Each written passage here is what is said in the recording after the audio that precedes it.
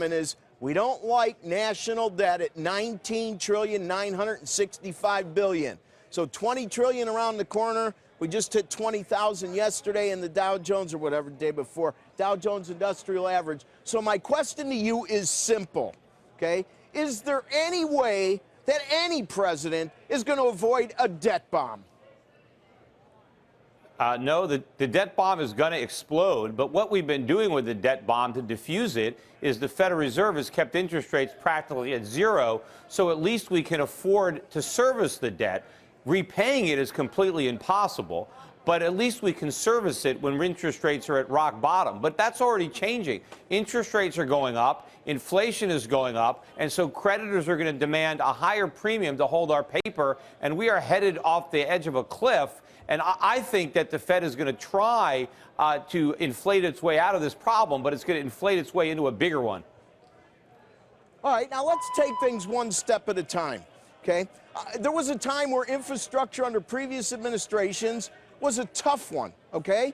So have the Republicans, are they going to give the new president an issue?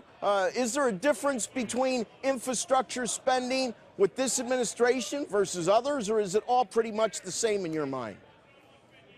Well, it's the same, and plus infrastructure spending is not going to help the economy. You don't help the economy by spending money. To the extent that we need to repair our infrastructure, that's a cost that we have to bear. Listen, I agree with you on a lot of things, Peter, but I just put a roof on my house, okay? And I don't look at that as, you know, unnecessary infrastructure spending. It was leaking. We have a lot of quote-unquote leaky roofs out there. So really, yes, it's not stimulus. It's more like repairs. Now, I'm not saying that getting the money is going to be easy, but sometimes there is a difference. Yeah, but it would have been better if your roof didn't leak and you didn't have to repair it because you could have used the money for something else. So the fact that we have infrastructure that is in need of repair is a negative. It is a burden. It's a sacrifice if we have to spend money building up our infrastructure.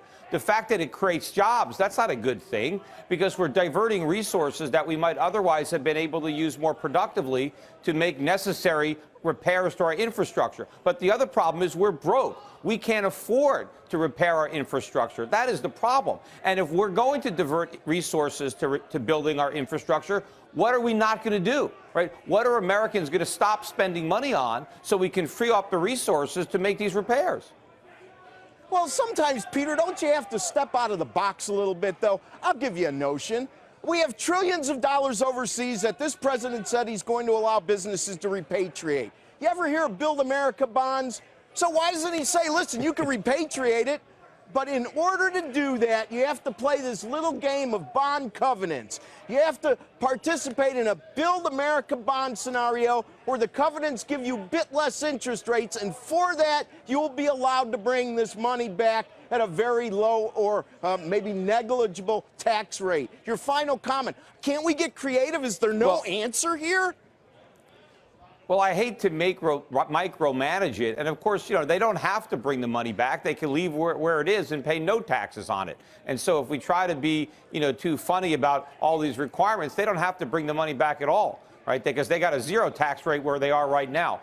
But the bottom line is, you talked about at the beginning, all of this debt. Everybody is ignoring this. People are talking about, oh, we're going to get all this fiscal stimulus. The reason we haven't had it before is because we're broke. And we've been relying on this phony monetary stimulus. But if we actually try to increase already enormous annual budget deficits with tax cuts and more spending, then unfortunately the Federal Reserve is going to go back to the well. Right. We're going to do more quantitative easing, and we're going to end up destroying the value of our currency. Peter, and right now, sure, the dollar is at a 14, 15-year high, but it's a long way down. We're out of time here, Peter. I'm going to have to stop here, but I am going to bring you back in a year to see if all these clouds are still there. Thank you for taking the time and